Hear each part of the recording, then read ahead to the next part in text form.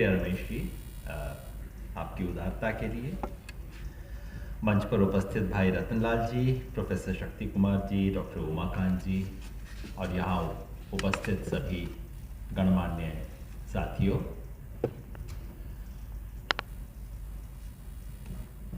मैं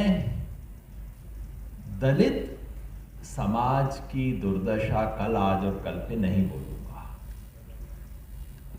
इसलिए कि आज इस हॉल में जो बैठे हैं वो लोग उस मायने में उस दुर्दशा के शिकार नहीं है। इस हॉल में उस समाज की क्रीम बैठी है, उस समाज की और दूसरे समाज की। और मुझे एक जो चिंता है वो मैं साफ गोई से आपके सामने रखूंगा, क्योंकि मैं मौके की तलाश कर रहा था कि इस चिंता को मैं किसके साथ साझा करूं। जो दलित समाज की दुर्दशा के बारे में इस पुस्तक में लिखा होगा, कई साथी कहते हैं, बहुत स्पष्ट रूप से आती है। उस पर कभी और जब मुझे मौका मिलता है मैं बोलता रहता हूं। जो मेरी चिंता है वो दलित विमर्श के बारे में है। जो दलित समाज की सोच है उसका कल, आज और कल, उसके बारे में मैं एक बहुत लंबी चौड़ी नहीं बात एक ही कहूंगा, अलग अलग तरीके से, लेकिन कुल मिला के एक ही बात है। उसे आप ये भी कह सकते हैं कि एक दूसरे अंबेडकर की खोज, जिसकी आज इस समाज को जरूरत है।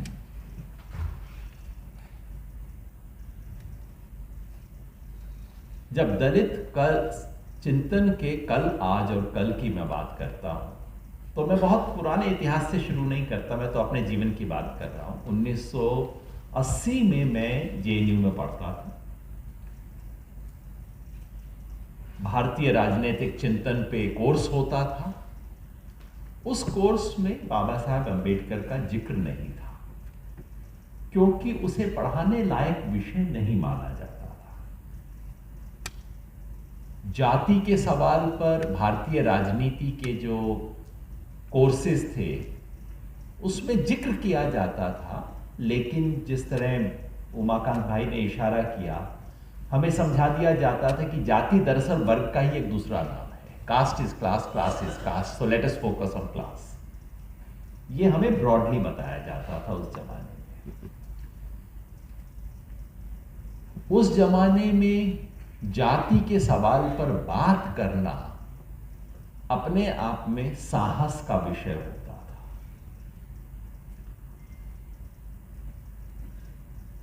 मेरी उस बारे में सोच बनी इस कारण से नहीं कि मेरे नाम के साथ यादव लगा है। मैं ये स्पष्ट कर दूं कि टेक्निकली मैं ओबीसी हूं, टेक्निकली इस लिहाज से कि क्योंकि यादव ओबीसी होते हैं तो हूं, लेकिन परिवार के संयोग की वजह से मुझे ओबीसी होने का जो डिसएडवांटेजेस थे वो बहुत कम झेलने पड़े, क्योंकि मैं 4th जनरेशन टीचर हूं। तो मेरे परदादाजी टीचर थे, मेरे दादाजी टीचर, मेरे पिताजी टीचर, मेरी माँ टीचर। तो उस लिहाज से ये जो एक बहुत ही पिक्यूलियर एक फैमिली का एक एक्सीडेंट है, उस वजह से मुझे उस तरह के डिसएडवांटेजेस नहीं हुए। तो मेरी जाति के बारे में जो समझ बनी वो इस कारण से नहीं कि मेरा अपना जाति में जन्म का संयोग क्या है। बाद में जीवन में मैंने सोचा तो मुझे उस संयोग के काफी निशान, खरोंच अपने जीवन पे भी दिखाई देते हैं, लेकिन वो बाद में सोच के, पहले नहीं पता था। मेरी सोच बनी उस वैचारिक धारा की वजह से जिससे मैं जुड़ा। ये था लोहिया का समाजवाद की धारा। हमारे पास यहाँ अनुराधा जी बैठी हैं, मैं विजय प्रताप भाई को देख रहा हूँ, ये सब मेरे गोती भाई बहन हैं। इस लिहाज से हिंदुस्तान में जाति गोत का चक्कर है, तो विचारधारा में भी जाति और गोत चलता है। तो समाजवादी जाति थी और उसमें लोहियावादी गोत था।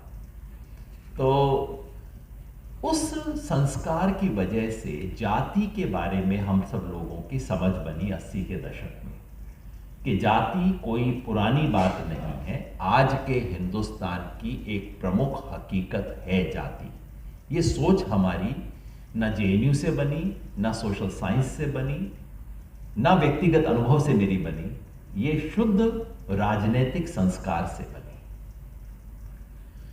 इसलिए जब मैंने पढ़ाना शुरू किया तो बहुत जल्द ही पढ़ाना शुरू किया, यहाँ नहीं, चंडीगढ़ में, पंजाब विश्वविद्यालय चंडीगढ़ में पढ़ाना शुरू किया, तो बहुत जल्द ही बामसेफ के लोगों से संपर्क हुआ।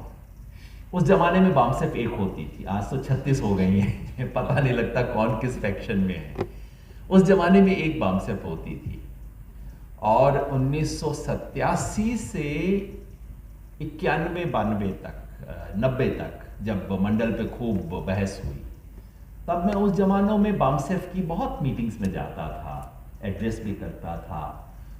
और जब मंडल पे पहली बहस हुई देश में, तो उसमें हम सब लोगों ने बहुत जम के हिस्सा लिया, क्योंकि उस जमाने में तो देश के सारे समाजशास्त्री जिन्होंने अपना पूरा कैरियर इस देश में जाति ढूंढने में लगाया था, उन्होंने मंडल के जमाने में कहना शुरू किया कि ये जाति तो है ही नहीं, जाति के आधार पे मत करो रिजर्वेशन। मैंने कहा अपनी किताबें खुद पढ़ लो जो तुम पिछले 30 साल से लिख रहे हो। तुम बता रहे हो कि हिंदुस्तान के गांव में जाति के अलावा कुछ है नहीं, और अब तुम कह रहे हो कि ना ना ना रिजर्वेशन मत दो, जाति के आधार पे मत दो, और कुछ भी कर लो। तो तब से समझ बनी।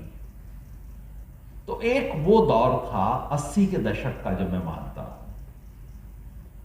सन 1989 के बाद एक बहुत बदलाव आया, बाबा साहेब का जो सेंटेनरी ईयर था, उससे मैं समझता हूं देश में एक बदलाव आया। उसका कारण सिर्फ बाबा साहब की सेंटेनरी नहीं थी, उसका कारण यह भी था कि सोवियत संघ का पतन हो गया था, और हमारे काफी बुद्धिजीवियों को लगा कि अब जीवन में जो एक एंकर था वो गायब हो गया।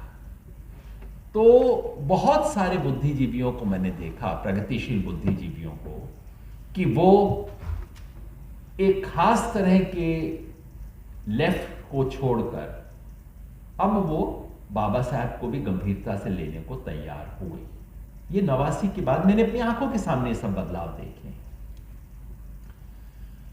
जेएनयू में भी शायद फिर बाबा साहब को पढ़ाना शुरू कर दिया गया, कोर्सेज में भी आ गया, किताबें भी लिखनी शुरू हो गई। और आज की हकीकत ये है, मैं पिछले 10 साल से एकेडेमिया से बाहर हूं, तो मैं नावाकिफ हूं, मेरे प्रोफेसर साहब ठीक कर देंगे अगर मैं कुछ गलत बात कह रहा हूं तो। लेकिन आज ये सच नहीं है कि एकेडेमिया में, बुद्धिजीवियों की दुनिया में बाबा साहब का नाम नहीं लिया जाता हो। ये बात कतई सच नहीं है। आज तो बहुत ज्यादा लिया जाता है। कई बार मुझे लगता है कि यार कुछ और काम भी किया करो। आज हाई एकेडेमिया में, सब जगह नहीं, अखबारों में नहीं, और इस देश की चेतना में तो अभी भी नहीं है, लेकिन हाई एकेडेमिया में आजकल जाति का नाम लेना बहुत एक सामान्य बात हो गई है। जाति का डिस्क्रिमिनेशन, इस चीज़ों के बारे में बहुत सामान्य चर्चा होती है। आजकल मैं देखता हूँ स्टूडेंट जैसी पीएचडी करते हैं, रिसर्च पेपर लिखते हैं, किताबें लिखते हैं, उसमें जिस तरह से मैं 80 के दशक में देखता था, हर चीज़ क्लास के बारे में होती थी। जहाँ क्लास का कोई मतलब नहीं होता था, तब भी क्लास को ठौंसा जाता था उसके अंदर। वो एक ज़माने का, इंटेलेक्चुअल चीज़ें एक फैशन पे चलती है, वो एक चीज़ चल निकलती है। तो आजकल ये कहना गलत नहीं होगा कि आजकल का जो फैशन इस वक्त इंटेलेक्चुअल फैशन चल रहा है, उसमें बाबा साहब के बारे में बात करना, जाति के बारे में बात करना आज फैशन का हिस्सा बन गया है, और मुझे इससे डर लगता है। जैसे आज से 40 साल पहले इसकी चुप्पी से मुझे डर लगता था, आज इसके खास तरह के बोलबाले से भी मुझे डर लगता है। वो चुप्पी खतरनाक थी, और जिस तरह का बोलबाला आज है वो हमें गलत दिशा में ले जा सकता है। ये चिंता मैं किसी पब्लिक मीटिंग में एड्रेस कर नहीं सकता, क्योंकि कोई मतलब नहीं होता वहां ऐसी बातें कहने का। लेकिन यहां कुछ साथी समझेंगे मेरी चिंता को, इस लालच में मैं अपनी बात रख रहा हूं। आज डॉक्टर अंबेडकर का खूब नाम लिया जाता है, लेकिन ले देकर उन्हें जाति के बारे में सोचने वाले बुद्धिजीवी पर रिड्यूस कर दिया जाता है। डॉक्टर अंबेडकर इस देश के लोकतंत्र के पहले भाष्यकार थे। इस पर पता नहीं क्यों किसी का ध्यान नहीं जाता, क्योंकि ले दे के हमारे माइंड में ये सब चलता है। कुछ है इस देश के अंदर। कोई नहीं कहता कि पंडित नेहरू कश्मीरी पंडितों के नेता थे, कोई नहीं कहता। महात्मा गांधी गुजराती बनियों के नेता ना थे, ना कोई उनको कहता है। लेकिन चरण सिंह जाट नेता थे, सरदार पटेल कुर्मियों के नेता बन रहे हैं, और डॉक्टर अंबेडकर दलितों के नेता हैं। ये देश कुछ ना कुछ कर देते हैं हम इनको, मतलब इनका कदवत काट वाट के ठीक साइज में उनको फिट कर देते हैं कि भाई तुम यहां हो, यही तुम्हारी औकात है, तुम यहीं पे रहो। इससे मुझे डर लगता है कि उनका जो पूरा चिंतन है, उस चिंतन का जो व्यापक स्वरूप है और उसकी जो सारी जो उसकी संभावनाएं हैं, उन संभावनाओं को समेटा जाता है।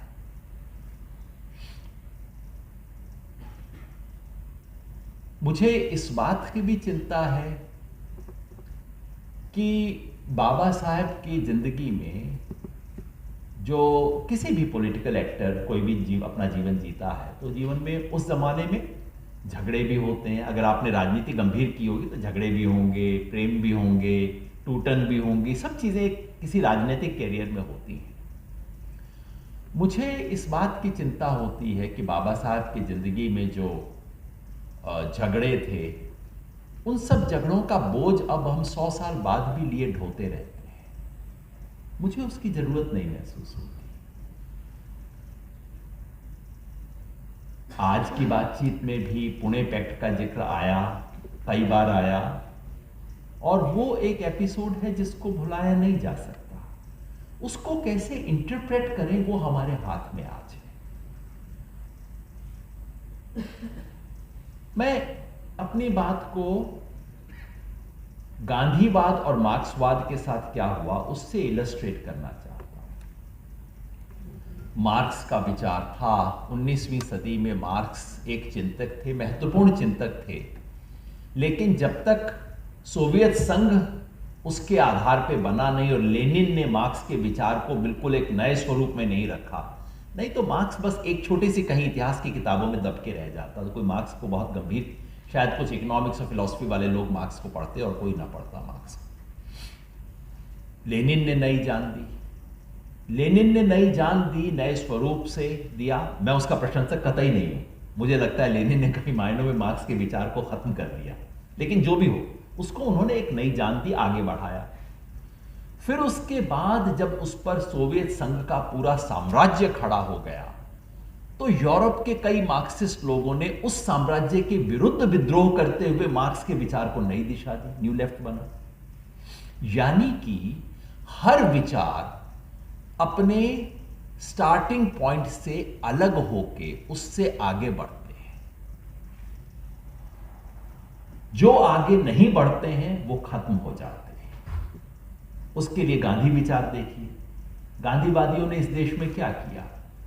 गांधी बाबा की माला जपी, और गांधी विचार जो मेरे विचार से आज भी देश के लिए बहुत बड़ा क्रांति का सूत्र हो सकता है, वो बिल्कुल ठस विचार होके लगभग मर गया है इस देश में। क्यों? क्योंकि गांधी की पूजा करनी शुरू कर दी। पूजा, सत्संग, अर्चना, जो गांधी ने कहा ठीक है, ये कर दो, वो कर दो, तो गांधी के विचार में जो कुछ भी काम की बात थी वो खत्म हो गई। गांधी सरकारी नोट के ऊपर ठप्पे का विषय हो गया, और नौजवान लोग गांधी का नाम आते ही थोड़ा सा बेकार की बात कर रहा है, ये अब सब में आ गई। क्योंकि गांधीवादियों ने गांधी के शब्द से अलग होने की हिम्मत कभी नहीं दिखाई। एक व्यक्ति था गांधीवादियों में जिसने हिम्मत दिखाई थी, वो थे राम मनोहर लोहिया। उसने कहा था कुजात गांधीवाद, उसने कहा था मठी गांधी, मठाधीश गांधी, और लोहिया ने एक बार कहा था 3 तरह के गांधीवादी होते हैं, सरकारी गांधीवादी, मठाधीश गांधीवादी और कुजात गांधीवादी। ये सरकारी तो गांधी के दुश्मन है, और ये मठाधीश जो हैं ये गांधी की पूजा कर करके उसको मार देंगे। और सच्चा गांधीवादी वही है जो कुजात हो, यानी कि जो कि गांधीवादियों से डिसएग्री करता हो, गांधीवादियों से झगड़ता हो, गांधी की कई बातों को गलत कहने को तैयार हो, वही गांधी को आगे ले जा सकता है। मैं 2 उदाहरण इसलिए दिए हैं कि किसी भी वैचारिक विरासत को बचाए रखने का एक ही तरीका है, उसके शब्दों से चिपके रहने की बजाय उसके सार को लेके उससे आगे बढ़ना। कल मैंने एक चीज देखी जिससे मुझे हैरानी तो नहीं हुई, चिंता हुई। आरएसएस ने अब एक ऐसे चिंतक पैदा करने शुरू कर दिए हैं जो खुल के कह रहे हैं कि हम सावरकर में विश्वास नहीं करते, हम सावरकर के खिलाफ हैं, और वो उस आरएसएस के एजेंडा को कहीं ज्यादा आगे बढ़ा रहे हैं। तो आरएसएस ने भी ये बात समझ ली है। मेरा प्रश्न आप सबसे ये है कि अंबेडकरवादी ये बात कब समझेंगे? डॉक्टर अंबेडकर अपने समय से आगे थे, ये बात इसमें कोई शक नहीं है, इसलिए उन्होंने जो बात 1950 में कही होगी रफली, आप समझ लीजिए, उस बात को अगर हम 2000 में समझे तो ठीक है, क्योंकि वो बंदा 50 साल आगे था, तो ठीक है। 2000 में तो आप कह सकते हो लगभग उन्होंने 1949 में जो भाषण दिया उसको आप 1999 का भाषण मान लीजिए, इतना वो समय से आगे थे। वो हमारा दोष नहीं है, वो जरूरत से ज्यादा फास्ट थे, भाई हम क्या करें। चलो 1999 मान लो उनकी किताब को, 1999 में आप पढ़ना शुरू कर दो उनको। लेकिन उसको भी तो अब 20 साल हो गए हैं। हमें कुछ चीजों में उनकी सोच को आगे बढ़ाना होगा, कुछ बातों में उनके शब्दों से अलग होने का मोह, शब्दों से चिपके रहने के मोह को छोड़ना होगा, कुछ बातों में उनके विचारों को चुनौती देनी होगी। ये नहीं करेंगे तो अंबेडकरवाद का वही होगा जो गांधीवाद का हुआ। इसलिए मैं कहता हूं कि जब किसी की मूर्तियां लगनी शुरू हो जाएं, जब किसी की संसद में अच्छी फोटो लगनी शुरू हो जाए, और जब हर सरकारी ओहदे पे बैठा व्यक्ति अपनी बात उस व्यक्ति को नमन करके शुरू करे, तो इसका मतलब समझिए मामला गड़बड़ है। अब अंत समय नजदीक आ रहा है। वो क्रांतिकारी के लिए बहुत खतरनाक चीज होती है जब उसका नाम हर सरकारी भाषण में आना शुरू हो जाए, और डॉक्टर अंबेडकर के साथ अब ये शुरू हो चुका है। बचाने का क्या तरीका है? मैं 3-4 प्रस्ताव रखता हूं, आप सोचिएगा, गलत लगे खारिज कर दीजिएगा, नियत पे शक मत कीजिएगा, क्योंकि नियत पे शक करना बहुत छिछला बौद्धिक रेस्पॉन्स है। पहली बात मुझे अच्छा लगा, प्रोफेसर साहब ने खुद कह दी, प्रोफेसर शक्ति कुमार ने, लेकिन उन्होंने जिस भाषा में कही पता नहीं कितने लोगों को समझ आई होगी, इसलिए मैं उसे दोबारा कह देता हूं। आपने कहा community based business enterprise, broadly ये था। मैं एक सिंपल उदाहरण देता हूं। दिल्ली में प्लम्बर है ना, जो ये अपना नल वल ठीक करते हैं, आपने कभी एक चीज नोटिस की? कितने ज्यादा प्लम्बर दिल्ली के उड़िया होते हैं। क्यों होते हैं? क्या उड़ीसा के अंदर कोई प्लम्बिंग के ऊपर कोई इंस्टीट्यूट खुला है? क्या उड़िया लोग जन्मजात प्लम्बिंग का काम करते हैं? कुछ भी ऐसा नहीं। बस केवल एक संयोग था कि उड़ीसा के एक खास, और बाद में तो मुझे पता लगा एक जिले और एक ब्लॉक से लोगों ने आना शुरू किया। उन्होंने दिल्ली में, उन्हें मतलब और कुछ काम नहीं मिला, उनको नल वल ठीक करने का काम मिला। तो एक आया, उसने अपने भाई को बुलाया, भाई ने अपने ससुराल वालों को बुलाया, उसने अपने भतीजे को बुलाया, और उसने अपने उसको बुलाया, और देखते देखते दिल्ली के प्लम्बिंग के काम पे उड़िया लोगों का कब्जा हो गया, है ना। ये हम सब ने देखा। आप जरा सा ध्यान कीजिए, आप कितने प्लम्बर को जानते हैं और उनमें से कितने उड़िया हैं। ये है कम्युनिटी बेस्ड बिजनेस एंटरप्राइज। मैंने जानबूझ के एक बड़ा साधारण चीज ली, मैं मारवाड़ियों का उदाहरण आराम से ले सकता था, लेकिन बिल्कुल साधारण बात मैं बता रहा हूं। समाज किसी बिजनेस पे कब्जा करता है, ऐसा नहीं कि किसी ने बैठ के रणनीति बनाई होगी, किसी ने रणनीति नहीं बनाई, किसी ने सोचा होगा चलो भाई चिट्ठी लिखो अपने भाई भतीजों को, यहां जॉब मिल रहा है, तुम आ जाओ, तुम ये कर लो वो कर लो। इसी तरह से समाज का बिजनेस पर कब्जा होता है। जो समाज के सशक्त वर्ग हैं उनको रणनीति बनाने की जरूरत नहीं है, उनके सहज तरीके से ये हो जाता है। जो समाज बहिष्कृत समाज है उसको रणनीति बनाने की जरूरत है, बिना रणनीति के नहीं कर पाएगा। प्रोफेसर, मैं इस सवाल पे बहुत सालों से सोचता रहा हूं, खास तौर पे इसलिए क्योंकि वाल्मीकि समाज से मेरा बहुत पुराना रिश्ता रहा है। इसलिए 15-16 साल से वाल्मीकि समाज के कई संगठनों से मेरा बहुत पुराना रिश्ता रहा है। और वहाँ जो दिक्कत है कि वो बच्चा 10वीं क्लास तक पहुँचता नहीं है, और उसको म्यूनसिपैलिटी का जॉब दिख जाता है और फिर उसके मन में लालच आ जाता है कि मोटरसाइकिल होगी, गोल्ड चेन होगी, ये होगा वो होगा, और बच्चा खत्म। क्या किया जाए? तो और एक आपने रिजर्वेशन की बात की, एक जॉब है जिसमें 100% रिजर्वेशन है, सफाई का काम 100% रिजर्वेशन देके रखा हुआ है। तो क्या किया जाए? उसमें मुझे लगा, और मैं चाहता हूं आप जैसे अर्थशास्त्री यदि इस पर कुछ समय दें, ध्यान दें, तो जरूर कहीं आगे मुझे लगा जैसे सोलर एनर्जी है, बिल्कुल एक नया सेक्टर खुल रहा है। ये सेक्टर पहले था नहीं इस देश के अंदर, ये एंटरप्राइज इंडस्ट्री थी ही नहीं इस देश में, खुल रही है और हमें पता है अगले 50 साल में बहुत तेजी से फैलेगी। क्या ये हो सकता है कि सफाई कर्मचारियों के समाज से निकाल के हम उन्हें सोलर एनर्जी में ले आए और उस पर कब्जा करवा दें? अब आप पूछेंगे सफाई कर्मचारी और सोलर एनर्जी का क्या रिश्ता? मैं पूछूंगा उड़िया और प्लम्बिंग का क्या रिश्ता? कोई रिश्ता नहीं होता।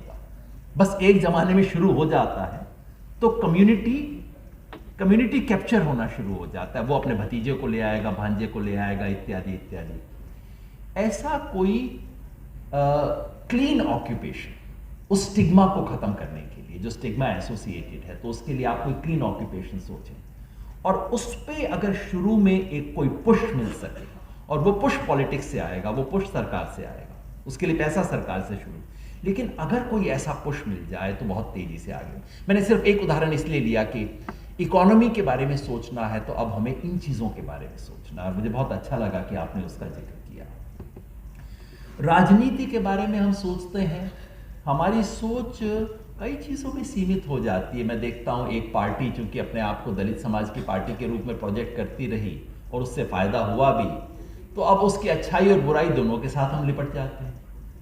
अब उसकी जो बुराई है उसके बारे में हम चर्चा करने से सब चाहते हैं, तो वो तो साफ तो बोलना पड़ेगा ना, इंटेलेक्चुअल को तो ईमानदारी से बोलना पड़ेगा। आपने कहा लेजिस्लेचर पे कब्जा हो जाए, बिल्कुल ठीक है, लेकिन वो बड़ा पेचीदा काम है, क्योंकि 15% दलित का तो लेजिस्लेचर पे ना कब्जा हो सकता है, ना किसी भी लोकतंत्र में संभव है। SC ST OBC को दोनों को जोड़ दीजिए, सबको जोड़ दीजिए तो कब्जा संभव है, लेकिन वो तभी जब वो एक दूसरे को अपना सहयोगी समझे। उत्तर प्रदेश में विधानसभा में कितने यादव बढ़ गए, खूब बढ़ गए। उससे क्या दलित समाज का एक ढेला भी फायदा हुआ? आप जानते हैं सच्चाई, मैं भी जानता हूं, कड़वे शब्दों में भी कह सकता हूं या इस बात को छोड़ भी सकता हूं, है ना। ये तभी होगा अगर वो एक सोशल ब्लॉक बने। वो सोशल ब्लॉक है नहीं आज की तारीख में। सच बात तो यह है कि पूरा दलित समाज सोशल ब्लॉक नहीं है। जब मैं अपने पंजाब के, हरियाणा के वाल्मीकि समाज के दोस्तों से बात करता हूं, उनके मन में जितना गुस्सा मैं देखता हूं उस दलित समाज के बारे में जो आगे बढ़ गया है, तो मुझे लगता है कि ये तो ब्लॉक बना नहीं। अभी आप बड़ी ब्लॉक की बात कर रहे हो, अभी तो यही ब्लॉक नहीं बना है। ये ब्लॉक हिस्टोरिकली कैसे बने, इसकी राजनीति कैसे हो, इसके बारे में हम सोचें। मैं चूंकि चुनाव सुधार की आपने बात की उमाकांत जी, कभी बाद में लंबी बात करेंगे, मैं उस सुझाव से सहमत नहीं हूं।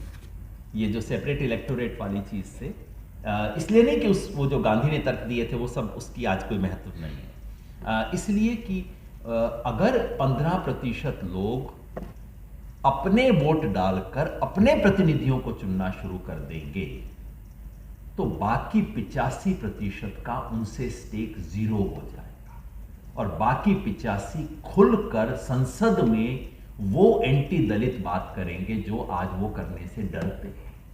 क्योंकि हर एक को पता है कि मेरी कॉन्स्टिट्यूएंसी में 4 लाख वोट तो दलित का है, तो वो कुछ ना कुछ ढकोसला करने की कोशिश करता है।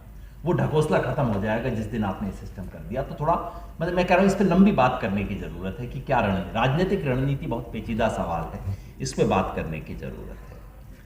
बस 2 बात और करके मैं अपनी बात समाप्त करूंगा। एक तो ये कि ये जो सामाजिक क्षेत्र में मैं आजकल देखता हूं कि दलित बुद्धिजीवियों में अमेरिका की रेस से अपनी भाषा लेने का बड़ा आग्रह है, क्योंकि अमेरिका में रेस पे बहुत डेवलप लिटरेचर है, उनकी काफ़ी पूरी मान्यता है, और एक बनी बनाई वैचारिक खांचे को लाने का लालच हमेशा रहता है। जैसे कई मार्क्सिस्ट लोगों ने अपनी बनी बनाई क्लास की अवधारणा में बस क्लास की जगह कास्ट लिखना शुरू कर दिया और वो ले आए। कभी कभी हम सोचते हैं रेस के साथ वैसा हम कर सकें। मेरा ऐसा अनुरोध होगा कि ये हम ना करें, क्योंकि जिस तरह से ब्लैक देखता है, जानता है, समझता है कि मैं वाइट नहीं हूं, उस तरह से एक दलित देखता, जानता, समझता नहीं है कि मैं दूसरों से अलग हूं। उनका और वो जो संबंध है, चेतना का संबंध, और जो ब्लैक का, क्योंकि वो चमड़ी के रंग से जुड़ता है, उसको हम लाएंगे तो हम बात बहुत कड़क कह देंगे, लेकिन वो कड़क बात जमीन पे उतरेगी नहीं। ये एक दिक्कत है, इस पे थोड़ा सोचने की जरूरत है। चौथी और आखिरी बात जो शायद ज्यादा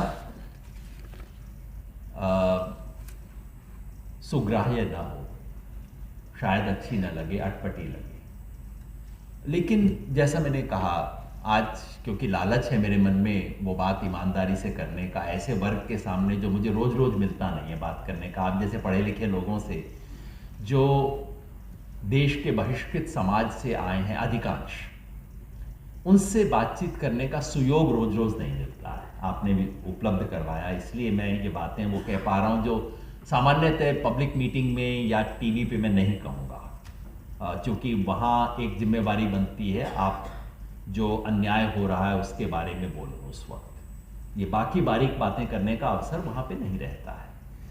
आखिरी बात,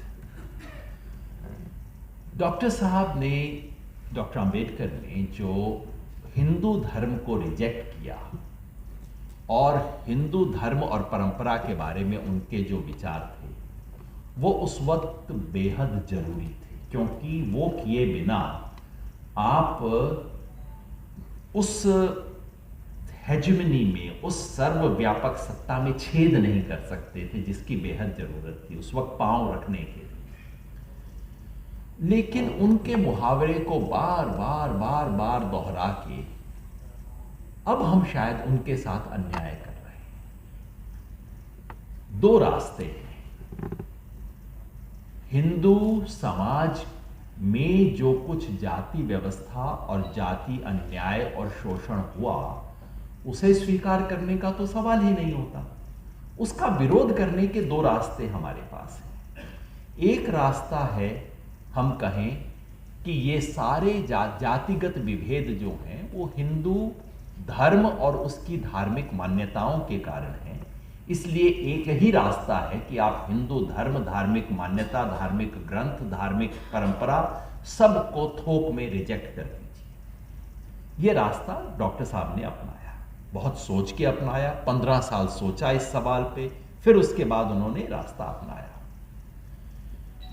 उस रास्ते से और जो बुद्ध धर्म उन्होंने धारण किया उससे अब कितने बुद्धिस्ट बने हैं, और जो बुद्धिस्ट बने हैं उनकी दूसरी पीढ़ी भी अब आ चुकी है।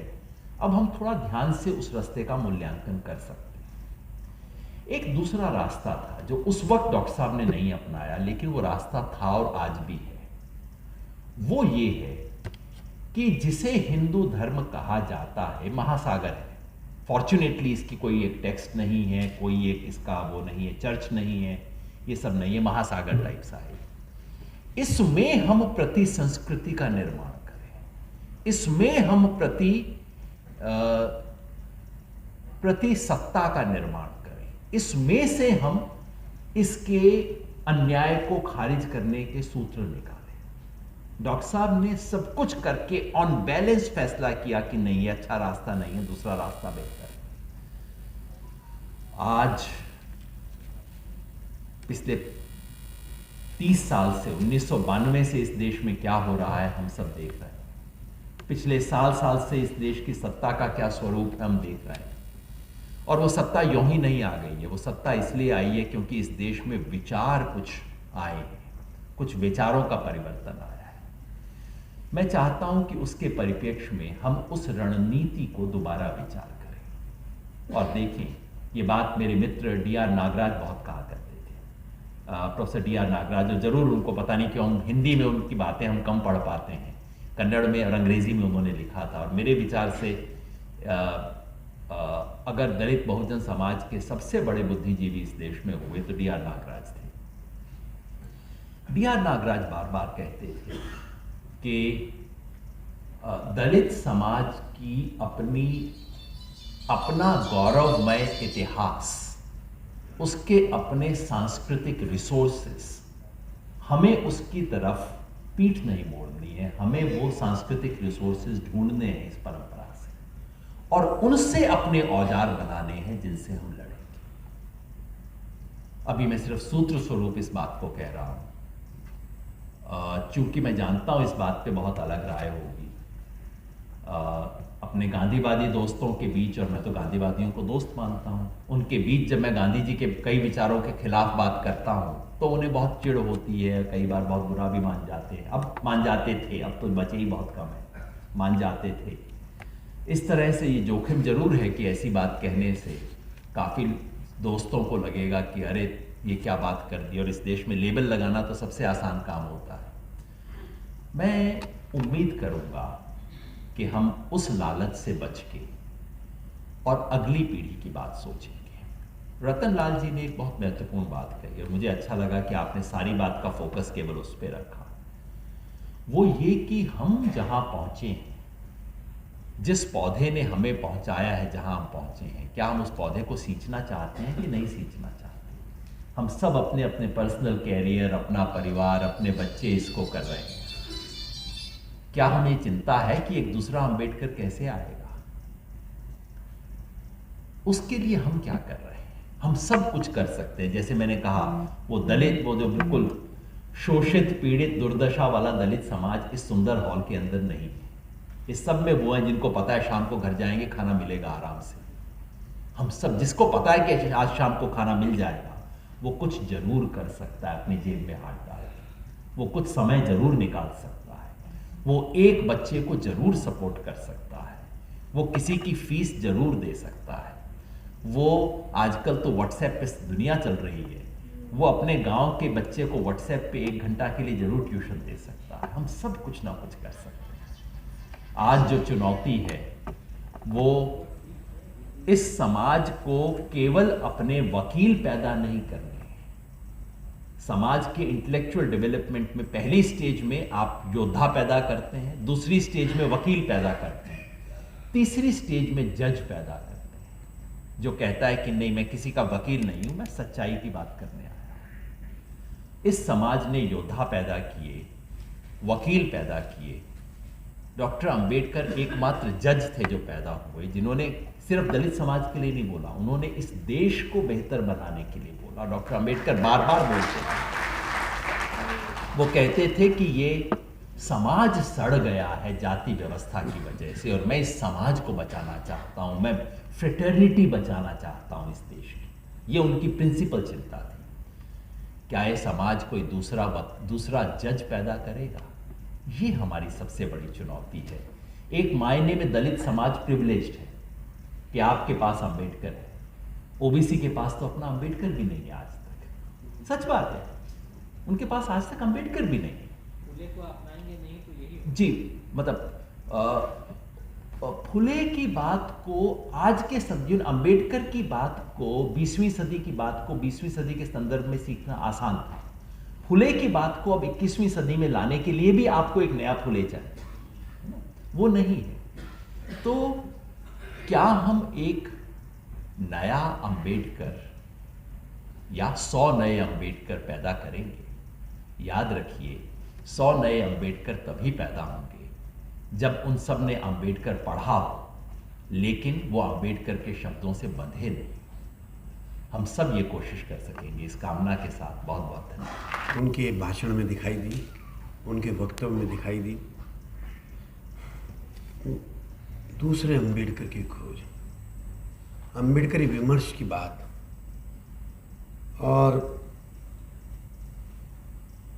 जो उन्होंने उड़िया प्लम्बर्स का उदाहरण दे करके भाई शक्ति जी की बात को आगे बढ़ाया, मैं समझता हूँ ये जितने भी उदाहरण भाई योगेंद्र ने दिए और बड़ी ही सरलता से दिए, अपनी बात को बिना किसी शोर के, बिना किसी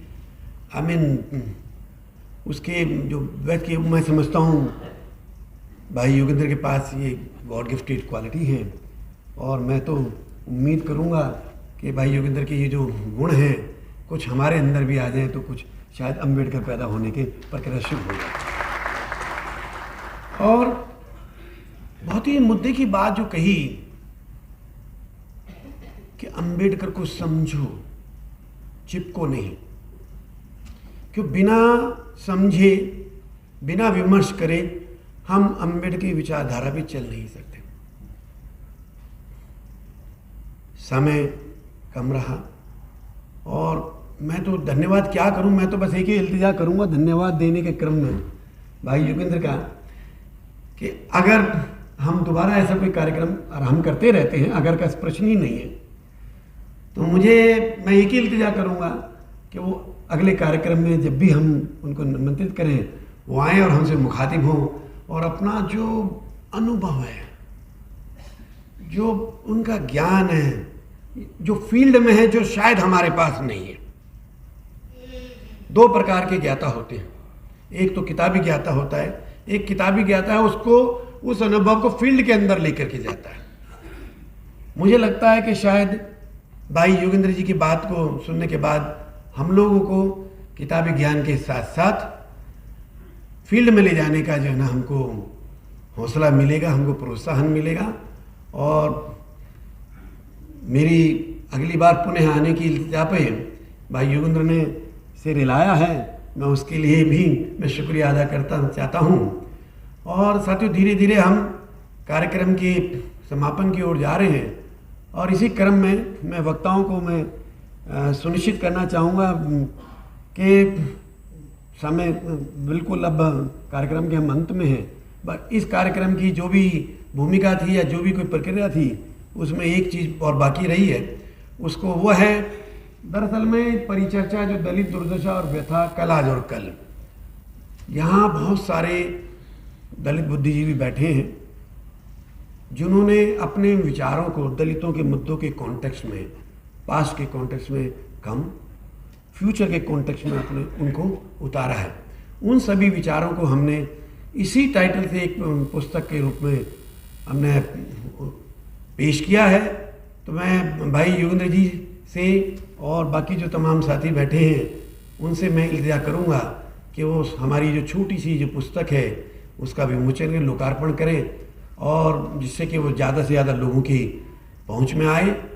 और जो मुद्दे यहाँ उठाए गए हैं एंटरप्रेन्योर बनने के, ये सब मुद्दे उस किताब में काफ़ी, हर एक लेखक की अपनी शैली होती है, अपने विचार होते हैं, उनको उतारा गया। और मुझे लगता है कि बहुत अच्छा प्रयास, बहुत सर्वोत्तम प्रयास ना रहा हो, लेकिन एक कोशिश है, सराहनीय कोशिश जरूर है।